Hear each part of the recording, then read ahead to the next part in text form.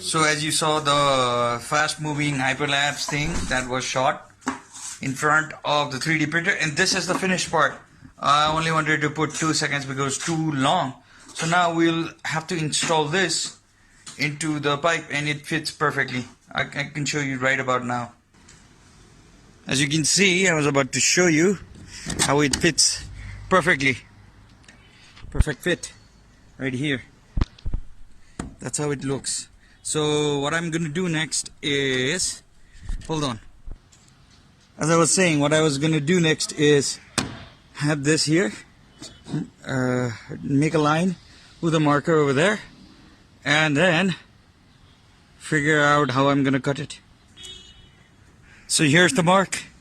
I'm gonna drill a hole here and then cut it. So what I can do is use a giant hole saw as well, but using a drill and cutting it is better because most of you had that kind of technology available to you.